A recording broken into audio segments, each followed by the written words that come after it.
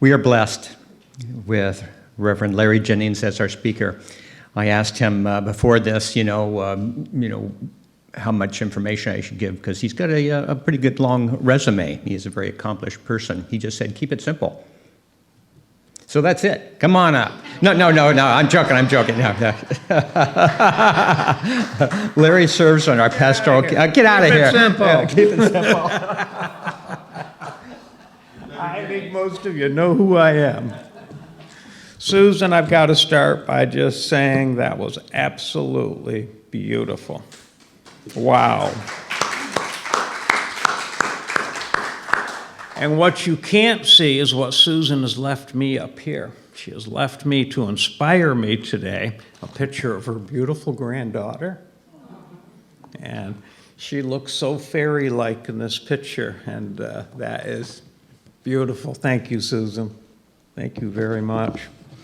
As we've talked a little bit, I'm going to be talking about nature spirits and some of the journey that I've been on in the last couple of years. I've always been connected to them, but a couple of years ago, as you know, I was very sick with COVID and fought to stay alive and stay in this place, which I'm very happy to be here.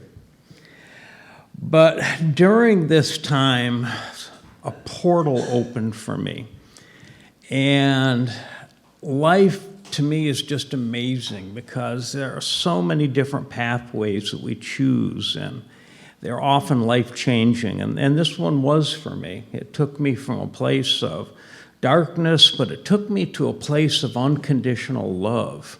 I always have believed that when we're in our darkest spaces is when we have the greatest opportunities for growth. And this certainly was that for me.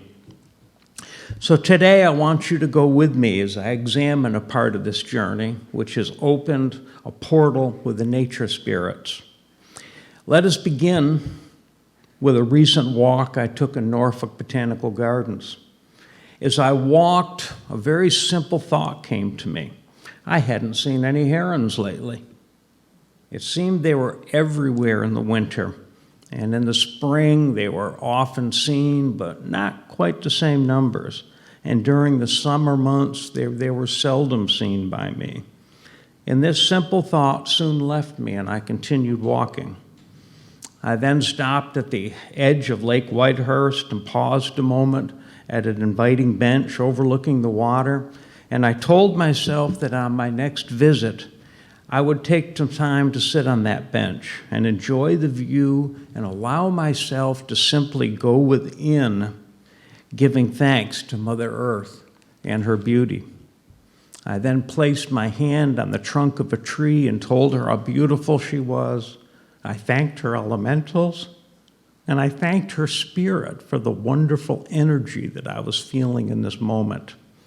Then I turned away, and about 20 yards away on the edge of the water, I saw a beautiful white heron. He was quietly standing in the water, his head cocked a little to the side, looking for a fish for his breakfast. Being me, I immediately reached for my camera and took a picture of this beautiful bird. Then my thoughts went back to what I had been thinking just a few moments ago, how I hadn't seen any of these beautiful birds in quite a while. In that moment, I told myself, have I created this experience to happen through my thought? I continued watching this beautiful bird and then quietly slipped away. Recently, I had read an article how there were red and gray foxes in the gardens. They even told what sections they could be found, and the article stated that you used to see them often, but now that they allow people to walk their dogs, they are seldom seen. They view the dogs and their scents to be predators, so they have adapted themselves very well to hide during the day. It also stated that if you're lucky enough early in the morning, you might catch a glimpse of one of them as they return to their well-hidden dens. In that moment, I thought to myself, I would really love to see one of these beautiful animals here. I then closed my eyes and envisioned a fox walking on a familiar path in the garden and watching myself as this fox crossed my path. I forgot about it.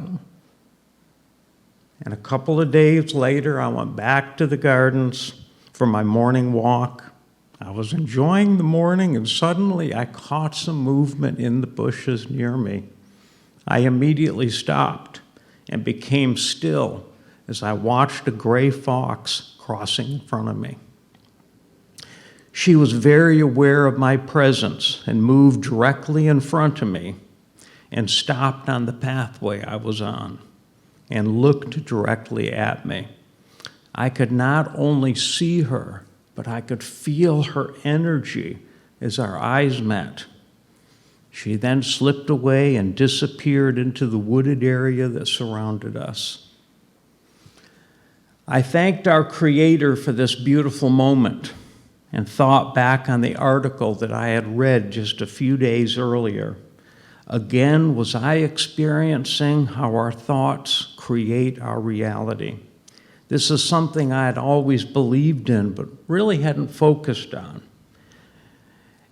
It was time I did, as these experiences could not be just coincidences. So later in the day, I arrived home. I decided to pull out my Adirondack chair and went outdoors in the backyard and found a comfortable place in the shade to sit and meditate. And I asked for guidance. I asked for understanding of these two events and asked Spirit for clarification. As I relaxed, I allowed myself to slip away. My thoughts were drawn to my neighbor's beautiful oak tree. This tree, a few years ago, I could remember just starting to grow on its own. It began as a small sprig, just a seedling growing on its own. My neighbor and I had watched it grow from that seedling to a small tree just a few feet tall. Where it came from, perhaps a bird had placed a seed there, or it just fell from a larger tree and found a good home. It had perfectly placed itself in the center of his garden, in the corner of his yard near the fence separating our yards. My neighbor and I had speculated it came from another tree whom that year had to be removed as it had grown too large and the center had hollowed out over the years. It also had been hit by lightning. The same storm I had often meditated with and called grandfather. This tree had importance to me. The grandfather tree had been home to raccoons. It provided shade for my backyard, and I always felt connected to it. About 10 years ago, I would often meditate, gazing at its beauty, and I would speak to it often. These moments drew me into the world of elementals. I read books and researched and learned what I could about these constant companions that are always with us. And during this time, learning about the nature spirits and this tree became a focal point. I clearly remember the first time I saw a flash of light moving through its branches. This became more frequently, especially at night when I gazed out the window of our family room and was meditating. I was now not only learning about the elementals, but now I was beginning to experience them. By setting an intention and allowing my thoughts to create, I was now sharing a world and building a relationship with these wonderful beings. The elementals come to us in many different forms and represent fire and water and earth and air. As a Capricorn, I feel deeply connected to the earth. At a young age, I experienced a most wonderful elf who lived in my childhood home, even though meeting him at the age of 5 was a terrifying moment. These moments come back to you and help you understand your life and its purpose. Before I came into the world, I chose parents who loved and lived in the Adirondack Mountains. I chose to be born in the winter on the 27th of December. These choices help shape who I am standing before you today. Now let's go back to the tree. As I was witnessing these beautiful flickers of light in the tree branches, I continued my meditations each night, looking out the window. I would always begin by thanking the tree spirit and all the elementals who worked tirelessly to give this oak tree what it needed to grow and to survive. As I mentioned, this tree was home to raccoons. The squirrels also lived there, and the birds and the insects called this place home. I could feel the tree's energy as our paths had crossed. I learned what it was like to feel the oneness with Mother Nature. One night around 11 p.m., I was preparing to go to bed and thought to myself, go to the family room and meditate and look through that large picture window and try to connect tonight with those tree elementals. After settling in, I opened my eyes and I looked at the tree and watched a cluster of small lights leave the tree in a distinct pattern as they moved closer to me. As they came closer, I could clearly see that these lights were small winged beings. They were fairies. They came to the window where I could clearly see them. They appeared just as I'd always thought they would. They were very small with petite, sharp features, and of course they had wings that moved so quickly you could hardly see them. And they each had their own glow, and this memory is as clear today as the day it happened. Then they turned and flew back to the tree, never to be seen by my eyes again, or so I thought. Looking back, all I can say is wow. Reflecting on this special moment, I attribute to my first creative thoughts to having this happen. I had set my intention by desiring to learn more about this wonderful kingdom that we share our world with. Our thoughts create our reality, and having a deep connection to spirit and a strong belief of trusting my inner voice within gave me this wonderful gift. A few years later, I remember coming home from work and seeing nothing but sky as I looked out that window. My grandfather tree was not there. I quickly changed my clothes and went outside and watched as the men finished their work with their chainsaws removing this cherished friend. She had been badly damaged in a storm. It was a strange feeling, and I worried about the animals and the birds living there and finding a new home, and would they be safe? In that moment, the voice spoke to me from within and assured me that they would be fine. My thoughts then went to the fairies who called this home. Listening again to the voice within, I was told that they were resting and it had been difficult to keep this tree alive. I was told that the tree spirit would soon begin their work anew, helping a new seed to grow and to create another life and a new home. Source told me, like yourself, in an ever-changing cycle of birth and rebirth. In that moment, I was grateful for this experience and the opportunity to gain a deeper understanding of the kingdoms that we share this universe with. This unseen kingdom of elementals is always with us, and they're always waiting for an opportunity to connect. And it still amazes me by simply bringing them into focus and co-creating with God's presence that lives within me, I am even more tuned into their presence. Let's take a moment to look at these elementals I've been talking about. They are the unseen forces that govern over the flowers, the plants, the trees, the soil, the sand, the crystals, and all living beings. Basically, the living heart of Mother Earth, whose planet we reside on and who we call home. There are 4 parts of the elemental kingdom, each of the 4 having their own nature spirits that are their spiritual essence. And again, they are the fire, the air, the water, and the earth. Fire spirits teach us about the energy of our life force, that spark of divine fire that resides in all of us. This life force within calls us towards the light and awakens our sleeping spirituality. Fire has the ability to purify, burn, cleanse, and destroy the old so that the new may emerge. These spirits or salamanders are always encouraging us spiritually.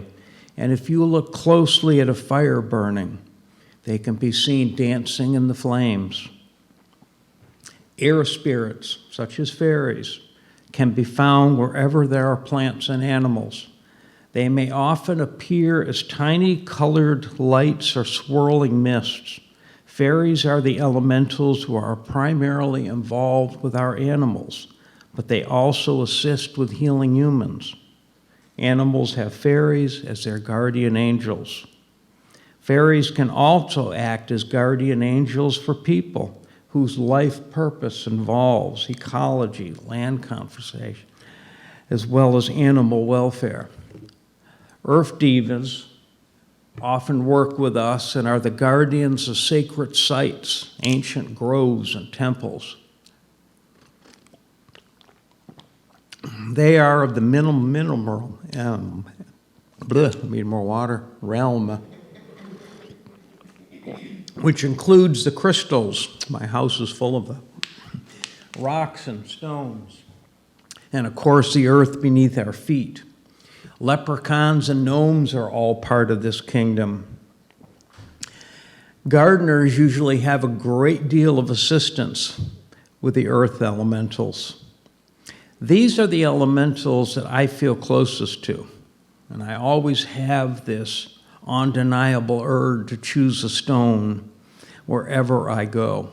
I've told this story before, but once while cruising in Belize, I spent the day on a beautiful beach with my wife, Sharon, and under the sand, I saw a little flash of green, and I said, "Ooh, I found my stone." So I reached over to pick up the stone and soon discovered it was not a stone, but a good-sized rock. I couldn't just leave it, but it did fit in my beach bag, so I hauled it back to the ship. As I put the bag on the ship's conveyor belt, the security guard looked at me with a smile and said, "Enjoy your rock." Yeah, I've got some. Thank you. I appreciate that. Then there are the water spirits that rule over the water and tend to the creatures that dwell in this realm. Water spirits teach us to cleanse and balance our emotions and to go with the flow. Water elements teach us about adapting to different situations with grace. When you feel emotionally overwhelmed, get in the water and let it relax you. You are being cleansed by water spirits. The next time you sit at the beach, sit quietly and focus on the waves. And as the waves come in, as they break, look on the very top of that break and you may see these magical creatures riding them. So I was writing and preparing for this talk. Obviously, I was fully engaged with the elemental kingdom. And after finishing this last part, I had decided it was time to go to bed. Remember that I said when our thoughts create our reality, and I was about to receive a large dose of this reality as my thoughts had been there. I turned the lights out, got into bed, rolled over onto my left side as I always do, and as always, I thought about what I am grateful for today. Suddenly, in front of my eyes, I watched as there was movement directly in the front of me. It's difficult to describe what I was seeing. It had the appearance of smoke swirling and winding as it floated in front of me, with small specks of light flashing on and off. I soon realized that this was not smoke, and that these were individual energies coming together and working to form this motion. As I continued to study and watch them, I could see each individual as part of the whole. They each had their own light. The colors were amazing. They twinkled. There are violets, and there's yellows, and there's golds, and there's reds. But observing these tiny beings was like watching a well-organized team of performers constantly turning and twisting to a beautiful dance. It was as if there were ribbons floating in the room, turning in unison. Then it hit me, what I had just transcribed earlier that evening as I was making this description up of these elementals. And it said that the fairies often appear as tiny colored lights or swirling mists. This is exactly what I was seeing. I had researched these previous descriptions from a well-known author, and now was seeing exactly what he had described. I can remember having no fear. I was in total awe of what was occurring. I attempted to communicate with them, but to no avail. I took my phone and took pictures of what I was witnessing, but all the pictures were blank. I then just decided to put everything aside and simply enjoy the moment that I was having with them.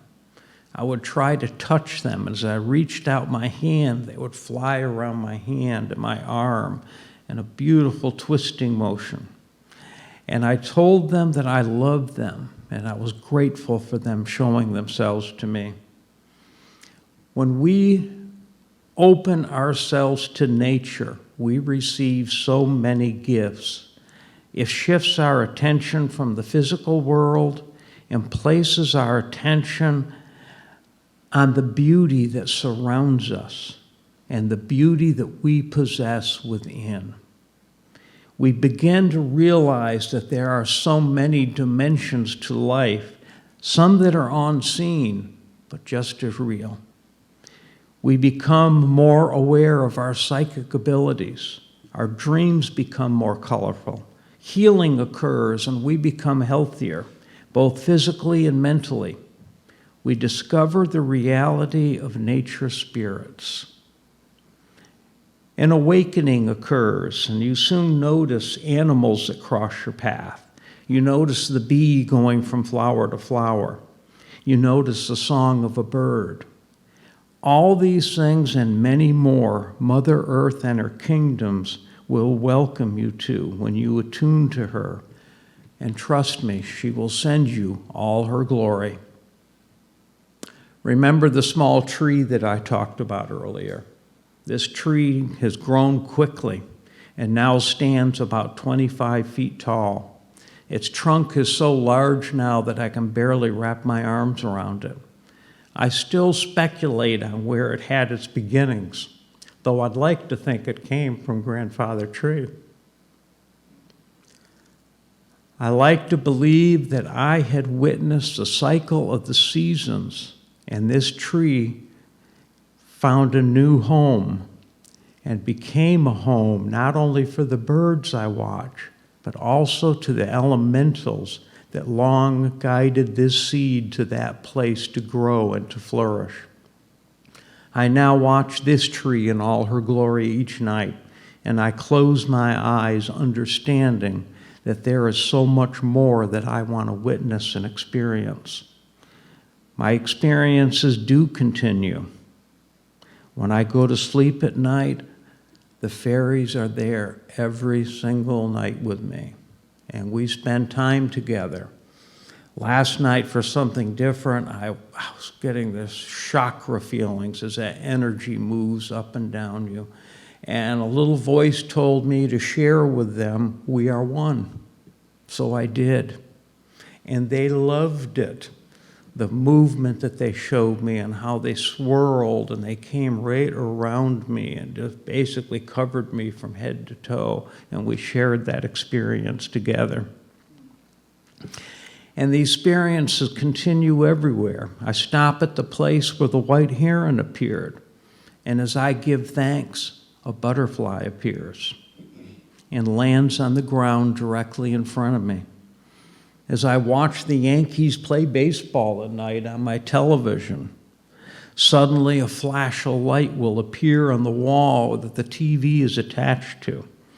Or I see a small, elongated gold cross in front of my eyes, and it moves directly across in front of me. I haven't figured that one out yet.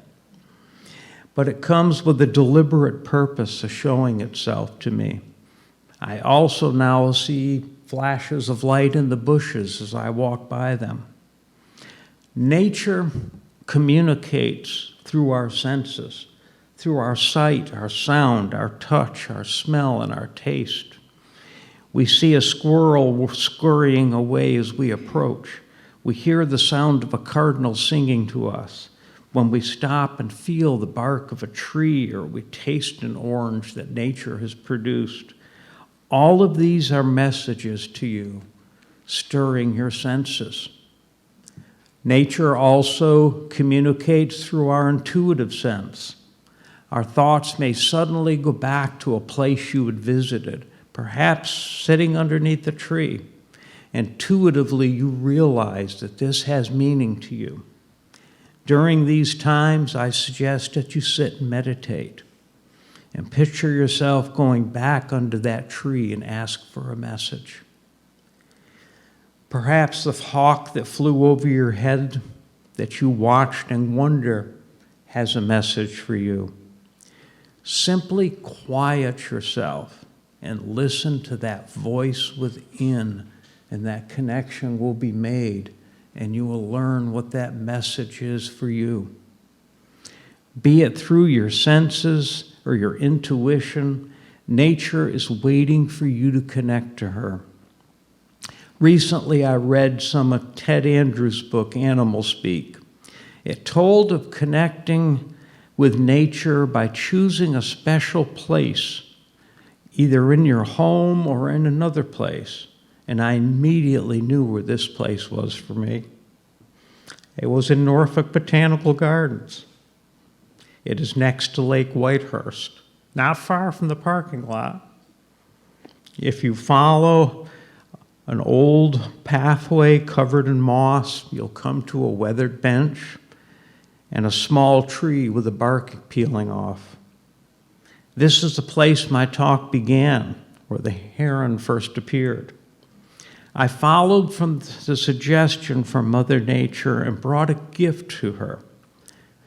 As I sat there, I thanked the angels, my elementals, my guides, and Mother Earth, and the source who resides within me. I had bought a little bag of birdseed, and I spread it beside the bench on the ground. According to the book and Ted Andrews, setting up a sacred site that you visit often and leaving a gift is welcoming to the nature spirits, and they often will give you a gift in return. I sat for a moment enjoying the beauty, and then I noticed an empty water bottle someone had left. Cleaning up your area, cleaning up our world is also a beautiful gift you can give to nature. I put it in my pocket and carried it to the nearest recyclable bin. I then started my walk that Ted Andrews describes, that when you meditate in this place that you set up as yours will become your sacred walk. And I began this walk by going to Mirror Lake and entering a pathway along the water. As I rounded the corner, there sat a young raccoon resting on a log over the edge of the water, enjoying the sun. He or she was enjoying the sun and looked directly at me. I did take her picture. Her ears laid back momentarily, as I'm sure she was startled by me walking up on her. I spoke softly and her ears perked up, and she climbed down the log into the shallow water, not hurrying. Then she left the lake's edge, walked on my pathway, turned and looked at me, and scurried into the undergrowth. My thoughts immediately went to, am I receiving a gift from Spirit? I believe I did. This well-traveled pathway and this moment could not have happened without some help. I paused and gave thanks for this gift and continued to walk in absolute joy and amazement. Later, I would continue to see birds present themselves for me. Squirrels would stop and walk towards me. I noticed the flowers more than normal. It was as if a portal had opened for me and connected me to this special place today. It was emotional, and I can remember shedding tears as I walked. At the end of the walk, I returned to my special place and sat on the bench. The birdseed was yet untouched, and then a duck swam by in the lake as I watched in amazement and how I was connected with nature by setting this intention. As I left, I felt a bond to this place and return often with a gift in hand as my way of showing gratitude. When I returned home, I sat in my chair and I watched a fairy fly by in front of me, welcoming me. I believe that the power of my thoughts, I have been able to connect and develop a special relationship with our planet, Mother Earth. Our natural world is a place that has some of the most powerful sources of spirit. It has its own magic. It has its own story.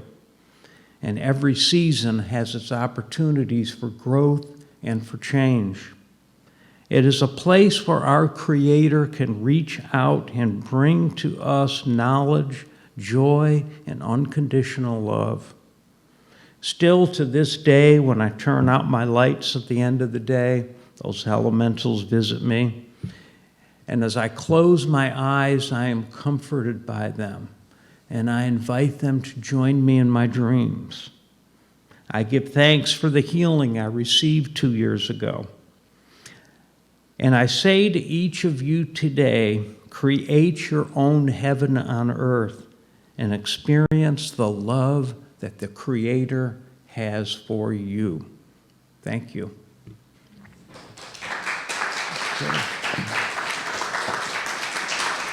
Thank you.